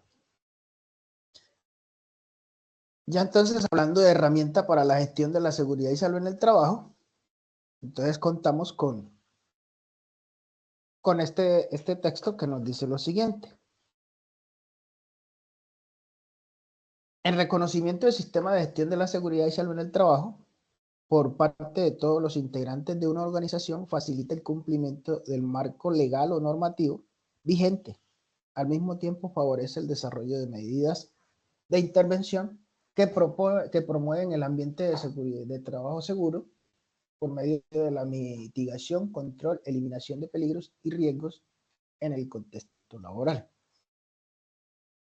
Con el decreto que terminamos, el decreto 1072 de 2015, entonces aquí nos dice el decreto único reglamentario del sector trabajo. Todas las normas del sector trabajo se encuentran intrínsecas en este decreto. Dentro de ese componente del decreto, entonces encontramos en el capítulo 6 específicamente la estructura del sistema de gestión de la seguridad y salud del trabajo en el que se evidencian temas relacionados con la identificación de peligros, prevención y preparación y respuesta ante las emergencias, deberes y derechos de todos los trabajadores, reporte de incidentes y accidentes de trabajo y enfermedades laborales, entre otros. Por lo consiguiente, esta norma se convierte en una ruta a seguir para planear, implementar, verificar y realizar acciones de mejora en aspectos relacionados con la seguridad y salud en el trabajo. Esta es más o menos la parte introductoria a este decreto 1072 y a las obligaciones que nos pone como participante o digámosle, actor activo del mismo, ya sea en el rol de trabajador o en el rol de empresario o empleador y en el rol de administrador de riesgos laborales, que son los tres actores activos en este tema de la seguridad y salud en el trabajo según la normatividad vigente en Colombia. Entonces miramos aquí este pequeño mapa, si están viendo un esquema en mi pantalla.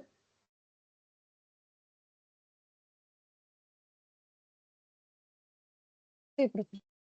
Gracias. Entonces aquí en este esquema vemos la organización del sistema de gestión de la seguridad y salud en el trabajo, resumido en la sigla SGSST, y tiene la siguiente estructura. Entonces, por un lado tenemos la organización del sistema de gestión de la seguridad y salud en el trabajo, que se explica por su concepto y propósito, ¿sí? Por la parte introductoria, ¿cierto? De lo que tiene que ver con la seguridad y salud en el trabajo. Dentro de la estructura también encontramos la organización, la normatividad en aspectos de la seguridad y salud en el trabajo, y en la parte de roles, las responsabilidades. Entonces aquí hay unas responsabilidades donde hablamos de las responsabilidades o obligaciones de los empleadores o jefes o empresas, las obligaciones de la administradora de los riesgos laborales o ARL, ¿cierto? Administradoras o aseguradoras, y está la responsabilidad de los trabajadores. Entonces aquí tenemos muy claro los tres actores responsables de la seguridad y salud en el trabajo en las empresas y en las organizaciones: empleadores, administradores de riesgos laborales y trabajadores. Ese es el esquema claro para el tema de lo que tiene que ver con esta parte de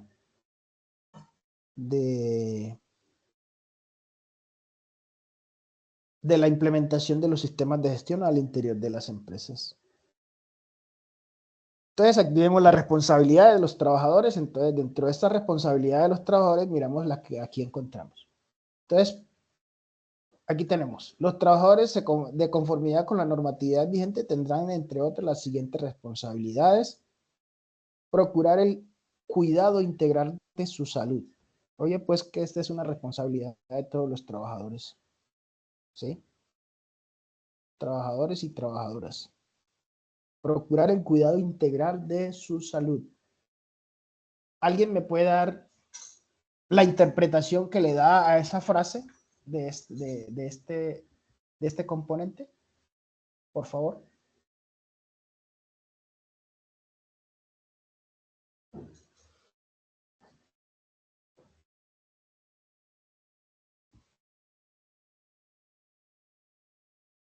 ¿Hay alguien aquí conmigo que pueda darme la interpretación a esta frase de procurar el cuidado integral de su salud?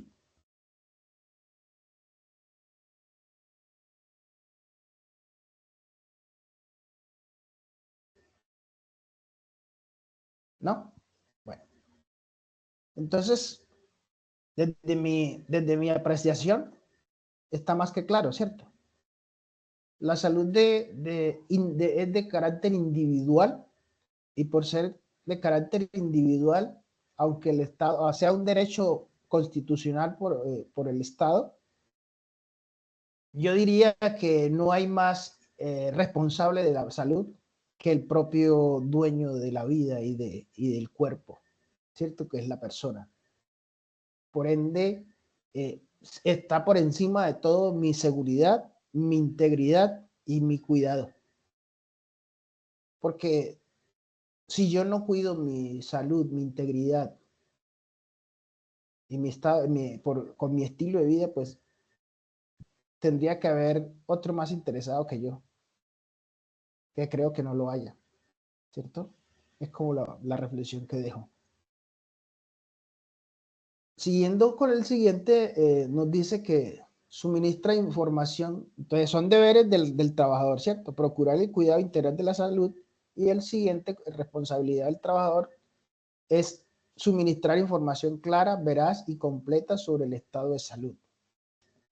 El trabajador debe ser honesto consigo mismo y con el empleador respecto a su estado de salud al momento de ingresar o al momento de sentirse enfermo, por cualquiera que sea la razón, debe manifestarlo. Lastimosamente por las condiciones laborales que tenemos en este país, que acá en Colombia, más que el trabajo ser un derecho, es casi que un privilegio.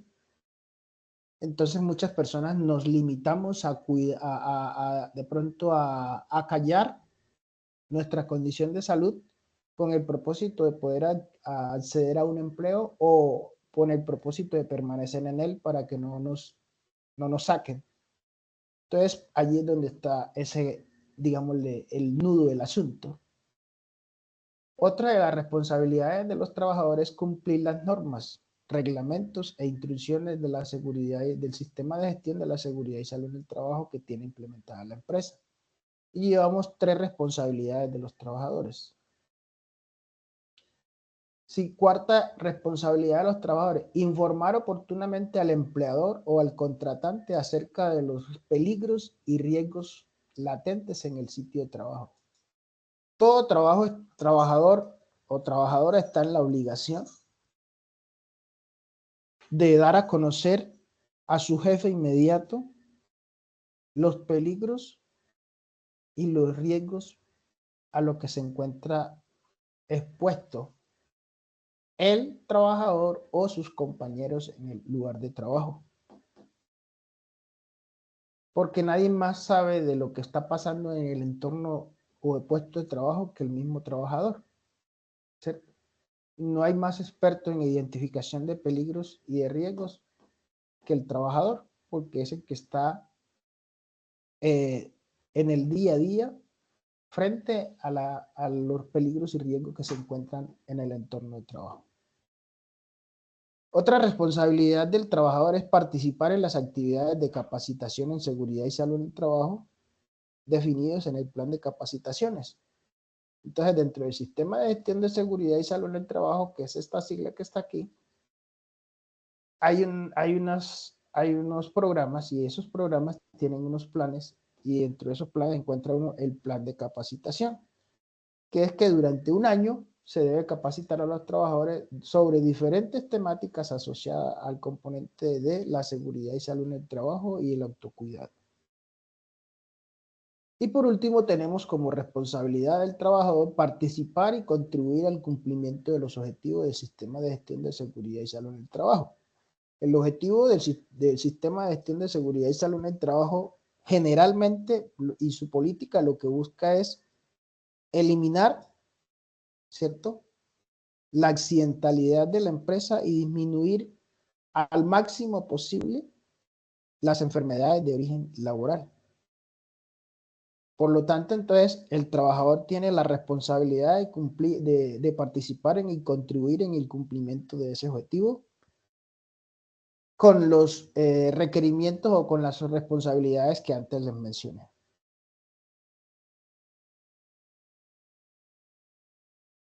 También hay unas responsabilidades como que quería también asignarles de una vez, las responsabilidades.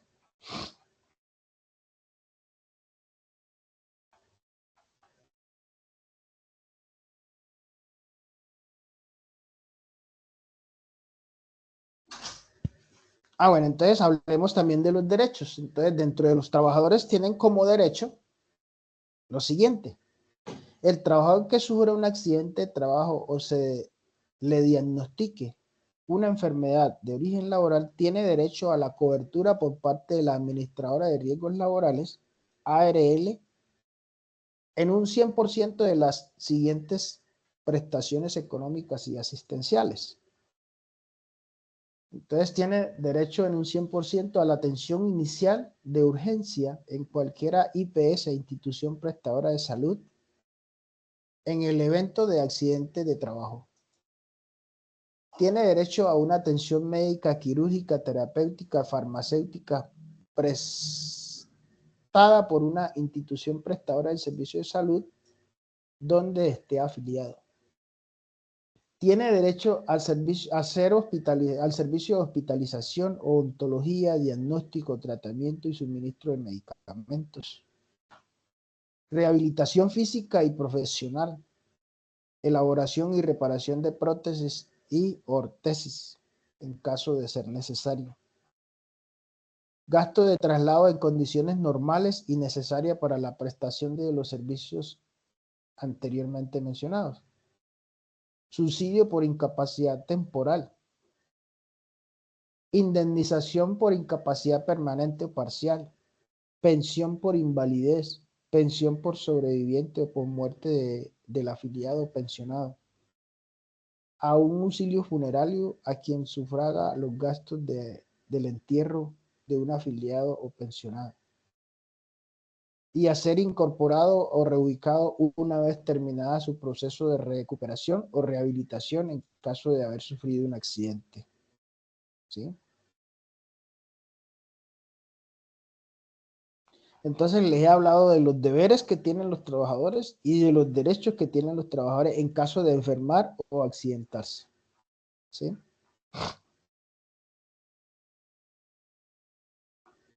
Pregunta, dudas, aportes.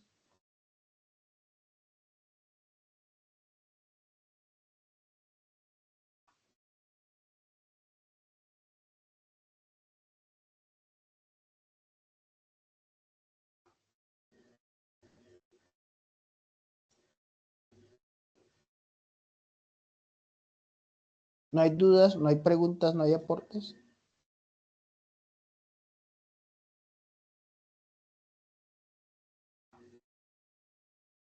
¿No?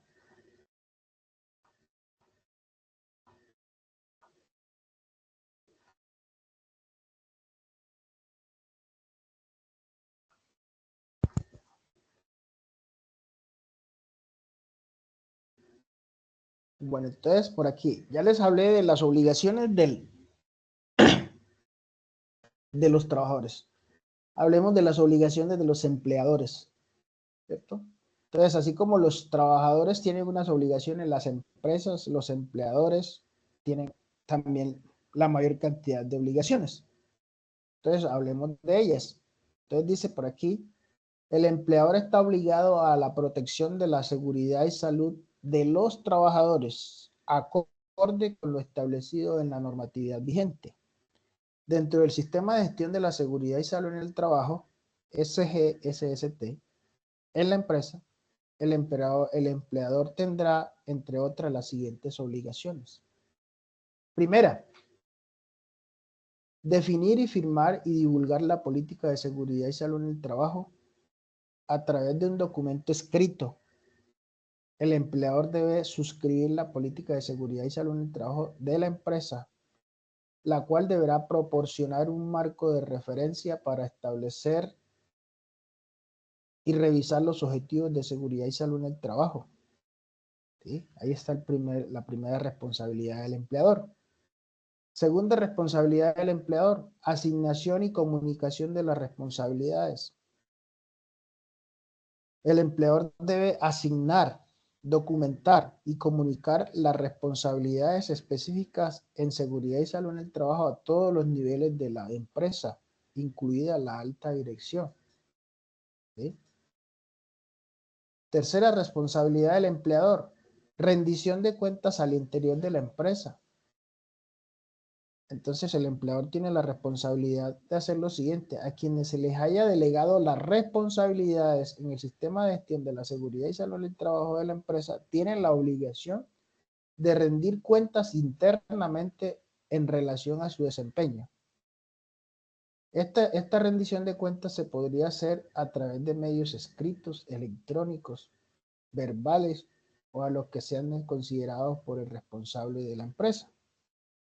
La rendición de cuentas será como mínimo una vez al año y deberá quedar por escrito o documentada. La siguiente responsabilidad del empleador: definición de los recursos. Entonces, el empleador debe definir y asignar unos recursos financieros, técnicos y humanos necesarios para el desempeño, la implementación, revisión y evaluación de mejora de las medidas de la prevención y control para la gestión eficaz de los peligros y riesgos en el lugar de trabajo. Y también para que los responsables de la seguridad y salud del trabajo en él o la empresa, entre ellos está la conformación del comité paritario de seguridad y salud en el trabajo, de que hablábamos ahorita rato, según la resolución 2013-86, el COPAS, o vigía de seguridad y salud en el trabajo según corresponda. Pueden cumplirse de manera satisfactoria o con sus respectivas funciones. Siguiente responsabilidad del empleador: cumplimiento de los requisitos normativos aplicables. Debe garantizar que opera bajo el cumplimiento de la normatividad nacional vigente aplicable en materia de seguridad y salud del trabajo, en armonía con los estándares mínimos del sistema obligatorio de garantía de la calidad del Sistema General de Riesgos Laborales, de que trata el artículo 14 de la Ley 1562 de 2002. Gestión de los peligros y riesgos. El empleador debe adoptar disposiciones efectivas para desarrollar las medidas de identificación de peligro, evaluación y valoración de los riesgos y establecimiento de controles que prevengan daños en la salud de los trabajadores y contratistas en los equipos e instalaciones de la empresa. Dentro de las obligaciones que estamos hablando del empleador, también está implementar el plan de trabajo anual, que define, entre estos debe diseñarse, desarrollar un plan de trabajo anual para alcanzar cada uno de los objetivos propuestos en el sistema de gestión de seguridad y salud en el trabajo, el cual debe identificar claramente metas, responsabilidades, recursos, cronograma de actividades en concordancia con los estándares mínimos del sistema obligatorio de garantía de la calidad del Sistema General de Riesgos Laborales. Como siguiente responsabilidad del empleador también tenemos la prevención y promoción de los riesgos laborales. El empleador debe implementar y desarrollar actividades de prevención de accidentes de trabajo y enfermedades laborales, así como la promoción de la salud en el sistema de gestión de la seguridad y salud en el trabajo de conformidad con las normativas vigentes. El sistema de gestión de seguridad y salud en el trabajo no es más que una herramienta que busca, entre esto, es la disminución, tanto de disminución de enfermedades laborales como el control de la accidentalidad laboral, ¿cierto? Y lo que busca es el bienestar para el trabajador. Entonces, por eso se habla de la promoción de riesgos laborales. Entonces, dentro de esa promoción está lo que tiene que ver con esa parte de, digámosle así, bienestar laboral, ¿sí? Dentro de las empresas. Dentro de eso está todo lo que tiene que ver con medicina preventiva y del trabajo. Continuando entonces con la siguiente responsabilidad del trabajador, también está la participación de los trabajadores, que es una responsabilidad del empleador poner a los trabajadores a participar dentro de su esquema de sistema de gestión de seguridad y salud del trabajo. Entonces, dentro de eso debe garantizarle a los trabajadores la participación. Entonces dice, debe asegurar la adopción de medidas eficaces que garanticen la participación de todos los trabajadores y su representante ante el Comité Paritario o Vigía de Seguridad y Salud en el Trabajo, en la ejecución de la política y también que que estos últimos funcionen y cuenten con el tiempo y demás recursos necesarios acorde con la normatividad vigente que les es aplicable. Entonces, los trabajadores deben de participar de todas las actividades que se realizan al interior de la organización o de las empresas en función de promoción, prevención y protección de la vida y la salud a través de los riesgos laborales. Asimismo, el empleador debe informar a los trabajadores o contratistas o a sus representantes ante el comité paritario o vigía ocupacional, según corresponda, conformidad con la normatividad vigente sobre el desarrollo de todas las etapas del sistema de gestión de la seguridad y salud en el trabajo.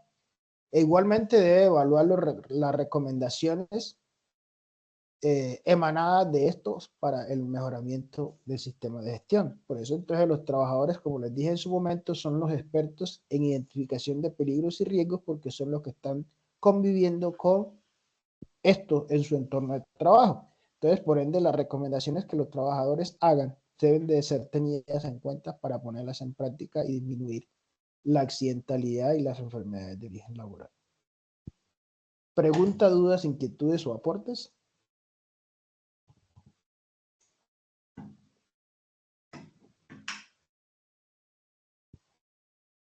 Bueno, como no hay dudas, no hay inquietudes, no hay preguntas, continúa entonces con el mismo ítem, donde dice que el empleador debe garantizar la capacitación de los trabajadores en los aspectos de seguridad y salud en el trabajo de acuerdo con las características de la empresa. Si la empresa es grande, mediana o pequeña, se tienen unos criterios establecidos por la resolución 0312 de 2019 de todo lo que tiene que ver cada empresa según su tamaño y número de trabajadores y actividad económica a la que se dedique.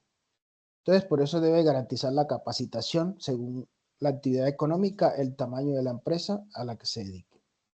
Entonces, dentro de esas capacitaciones debe de tener en cuenta la identificación de peligro, la evaluación y valoración de los riesgos relacionados con el trabajo, incluidas las disposiciones relativas a la situación de emergencias dentro de la jornada laboral de los trabajadores directos o en el desarrollo de la prestación del servicio para los contratistas. Hay que dejar en claro que cuando hay una empresa que contrata a otra empresa a ejecutar un trabajo al interior de esta, la empresa contratista debe dejarle muy claro a la empresa, la empresa contratante debe dejarle muy claro a la empresa contratista que se tiene que sujetar a todas las medidas de seguridad que se ejecutan al interior de la empresa y se tienen que acoger a ellos. Por lo tanto, se tienen que acoger al sistema de gestión de seguridad y salud en el trabajo que tiene implementada la empresa contratante. ¿Eso qué quiere decir en otras palabras? Que todas las empresas subcontratistas o contratistas de un contratante tienen que velar por la seguridad y salud en el trabajo de sus trabajadores, aunque no hagan parte de la empresa por la cual fueron contratados.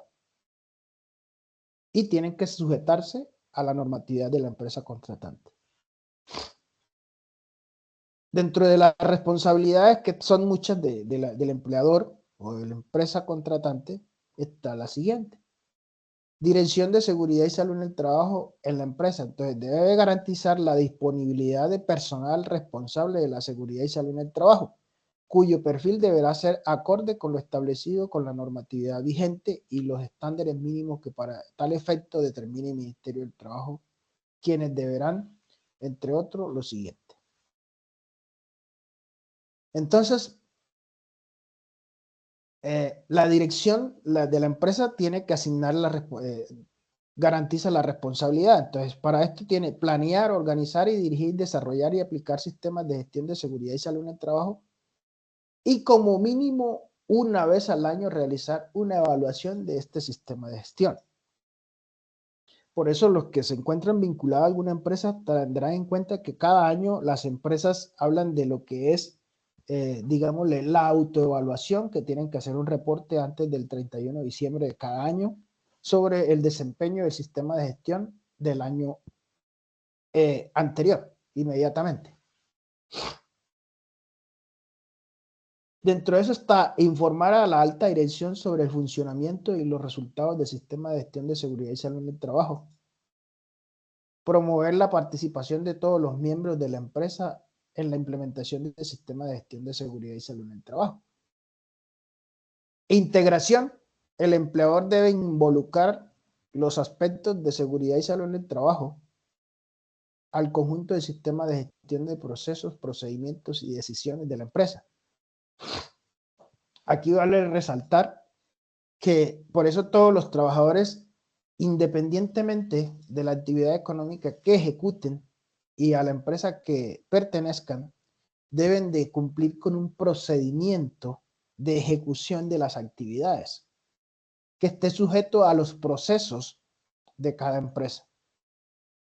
Las empresas tienen unas estructuras, entonces dentro de las estructuras de la empresa están los procesos y cada uno de esos procesos se describen las actividades que conforman esos procesos y dentro de esas actividades hay unos procedimientos que llevan a la ejecución de esas actividades. Entonces, por ende, todo trabajador debe estar sujeto a un procedimiento de la actividad que ejecuta a diario para tener claro a qué riesgo está expuesto y cómo controlarlo. El empleador debe identificar la normatividad nacional aplicable del sistema de gestión de riesgos laborales, la cual debe quedar plasmada en una matriz legal que debe caracterizarse o actualizarse en la medida que sea necesaria, ¿cierto?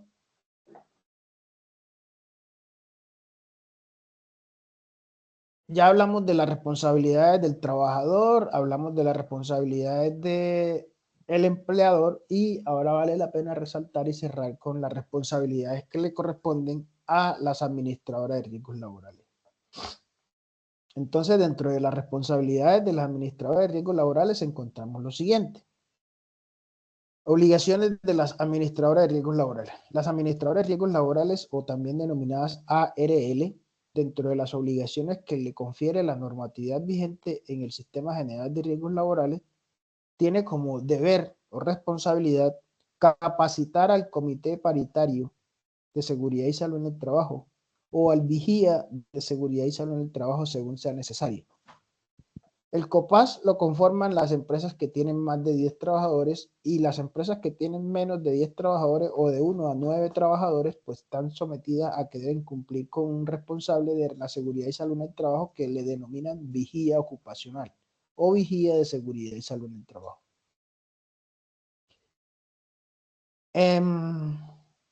Y prestarán asesoría y asistencia técnica a sus empresas y trabajadores afiliados en la implementación del presente decreto.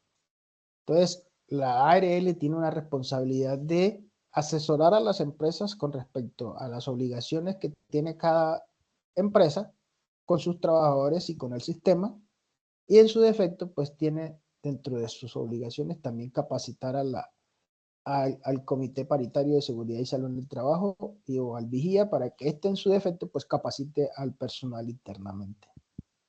De esta manera pues hemos hecho un recorrido de lo que son la normatividad, las responsabilidades del empleado, la responsabilidad de los trabajadores y la responsabilidad del administrador de riesgos laborales frente al sistema de seguridad y salud en el trabajo. Creo que con esto es más que suficiente. En este caso pues es lo que teníamos programado para el día de hoy. Espero haya sido de utilidad para ustedes el contexto en el que hemos desarrollado esta segunda conferencia y que sea útil para ustedes en su proceso de ejecución de la competencia y la realización y ejecución de las actividades que tenemos pendientes. Darles gracias por los que participaron y a los que no, pues también porque en su momento lo harán de manera diferido. Recordarles que a partir del día de mañana, en las horas de la tarde, pues ya pueden contar con, digámosle, la conferencia cargada en plataforma, en las sesiones en línea, en el componente de la actividad, el módulo 2, en el mes de julio. Ahí encontrarán el link de la reunión. Como les decía, espero haya sido de gran utilidad para ustedes esta socialización de las dos temáticas introductorias a cada uno de los temas y sus responsabilidades respecto a cada temática. De antemano agradecerles nuevamente.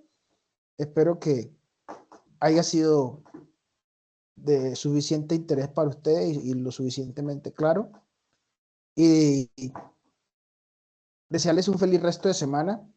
Recuerden que a partir del día de hoy comenzó, pues según cronograma, pues comenzamos con la actividad número 2, que corresponde a lo que tiene que ver la parte de la evidencia número 2, donde nos habla de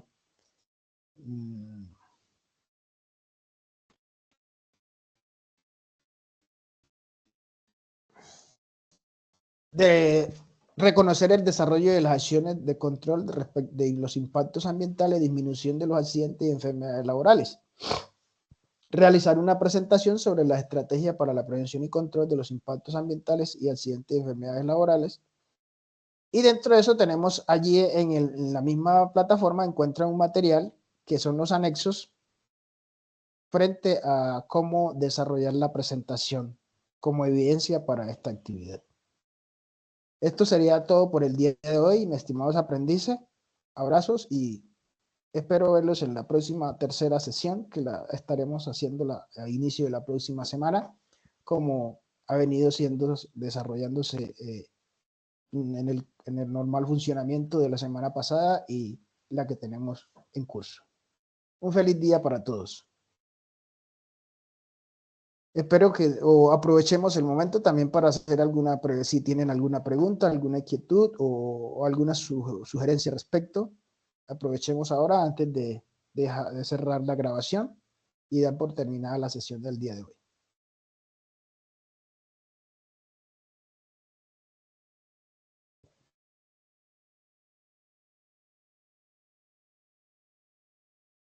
No hay ninguna objeción o aporte o participación. Entonces doy por cerrada la sesión del día de hoy, paro la grabación y doy por terminada. Entonces a ustedes un feliz resto de día y un abrazo.